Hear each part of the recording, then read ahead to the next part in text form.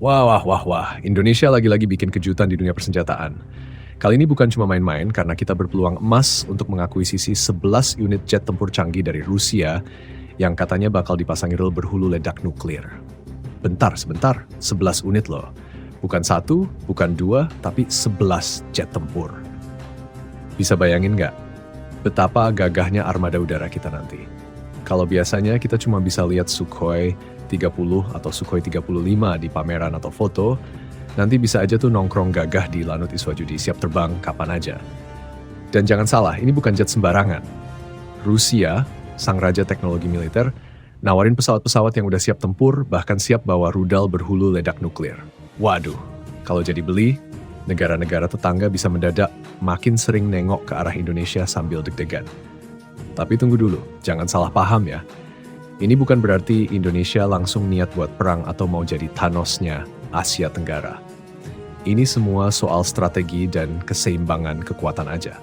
Toh, negara sebesar Amerika Serikat aja pusing mikirin kalau ada negara berkembang yang makin kuat militernya. Oh ya, yang bikin tambah seru, rudal yang mau dipasangin di jet-jet ini bukan kaleng-kaleng.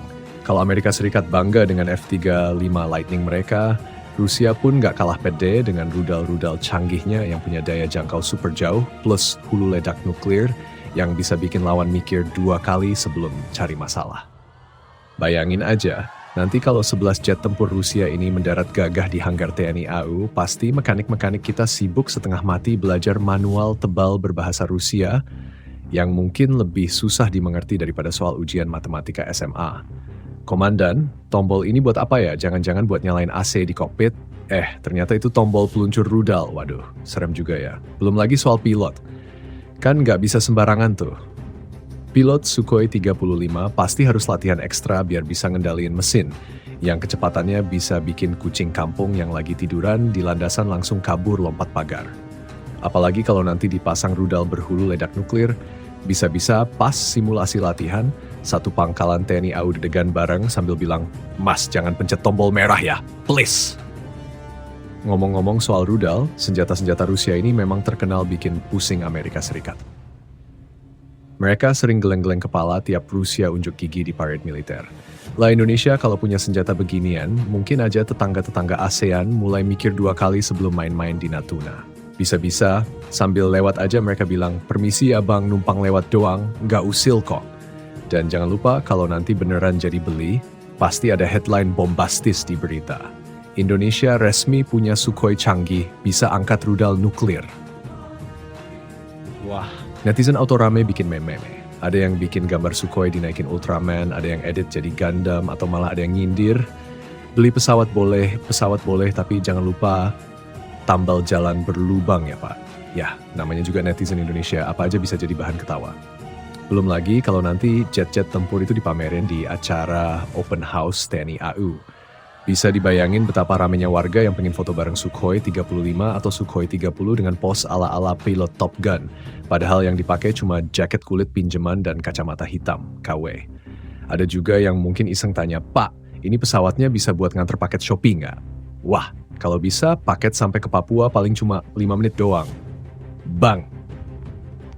Tapi serius nih, akuisisi ini bakal bikin Indonesia makin diperhitungkan di kawasan. Negara-negara tetangga, bahkan Amerika Serikat sekalipun, pasti mulai pasang telinga.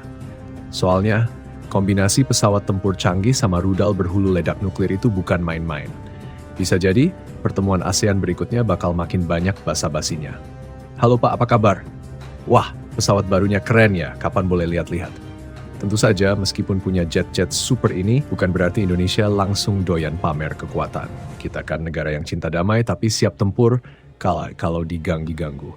Ibaratnya punya pisau dapur tajam bukan buat pamer ke tetangga, tapi buat jaga-jaga kalau ada maling masuk. Kalau malingnya lihat rumah kita ada 11 Sukhoi nongkrong di halaman, mungkin dia langsung cari kerja lain-lain aja daripada masuk penjara atau masuk berita. Dan yang paling lucu nih, netizen pasti bakal bikin istilah-istilah baru. Sukhoi bisa aja nanti dipanggil si ganteng dari Rusia, rudalnya disebut pentungan jarak jauh, dan pilot-pilotnya dijuluki para jomblo terbang karena sibuk latihan terus sampai nggak sempat cari pacar. Ya, namanya juga orang Indonesia, apa aja bisa dijadiin hiburan. Jangan lupa juga, kalau nanti 11 unit Sukhoi baru ini beneran nongkrong di Lanut, pasti jaganya ketat banget. Satpam komplek aja kalah galak. Bayangin, pagar pangkalan dikasih tulisan, "Dilarang masuk, pesawat Sukhoi lagi tidur siang." Anak-anak yang biasanya main layangan deket pagar, bisa langsung ciut, takut nanti layangannya nyangkut di sayap Sukhoi. Bisa nangis darah tuh, Dek. Dan ngomong-ngomong soal latihan, wah, kebayang gak hebohnya? Pas latihan gabungan, Sukhoi 35 ngebut bareng F-16 Hibah dari Amerika Serikat sambil pilotnya ngedumel. Bro, jangan kalah dong, malu nih sama pesawat baru. Bisa-bisa nanti ada yang bikin konten TikTok. Adu balap Sukhoi versus F-16. Siapa lebih kencang? Warganet auto rame di kolom komentar. Ada yang bilang, gaspol bang, jangan kasih kendor. Belum lagi urusan perawatan. Lah, pesawat secanggih ini perawatannya juga harus mewah. Nggak cukup cuma disemprot air sabun, harus pakai tim teknisi khusus yang ngerti bahasa Rusia. Bisa aja tuh nanti muncul lowongan kerja, dicari teknisi Sukhoi, bisa bahasa Rusia lebih disukai. Netizen mungkin bercanda, wah ini sih kalau diterima kerjanya bisa sekalian belajar jadi mata-mata. Tapi yang paling epic, kalau Indonesia beneran beli, pasti muncul video-video editan kocak. Misalnya Sukhoi terbang sambil backsound dan remix, atau ada meme pesawat lagi parkir sambil dikasih tulisan, "Mau kemana? Bang, mau jemput pacar." Netizen plus 62 pasti nggak bakal kehabisan ide. Pokoknya akuisisi 11 Sukhoi ini nggak cuma soal nambah kekuatan militer, tapi juga nambah bahan ketawa di jagat maya. Ya, beginilah Indonesia. Serius di panggung internasional, tapi santai dan penuh humor di dunia medsos. Namun di balik semua guyonan dan meme yang pasti akan bermunculan, ada sisi serius yang nggak boleh diabaikan. Akuisisi 11 unit jet tempur Sukhoi dari Rusia ini jelas bukan sekadar belanja barang mahal, ini adalah langkah strategis yang menunjukkan komitmen Indonesia untuk memperkuat postur pertahanannya, terutama di tengah dinamika kawasan yang makin panas.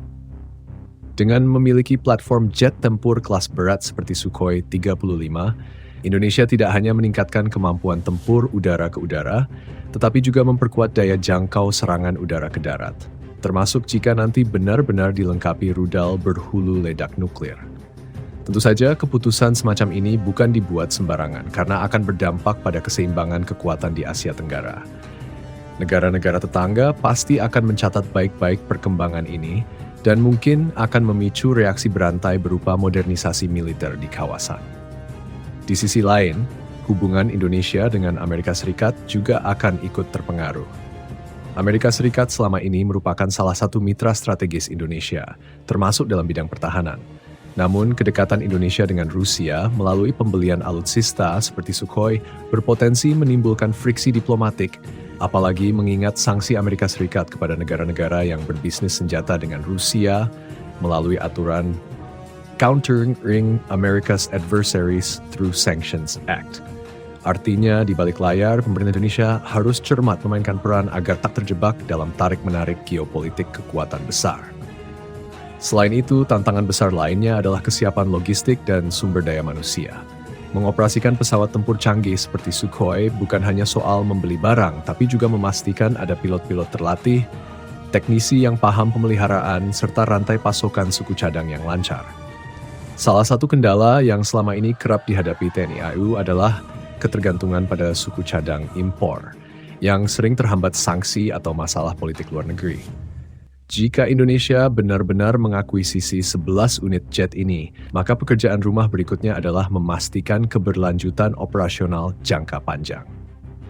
Dengan kata lain, akuisisi ini bukan cuma soal punya mainan baru yang keren, tetapi juga tentang membangun ekosistem pertahanan yang kuat, profesional, dan tahan terhadap guncangan politik internasional.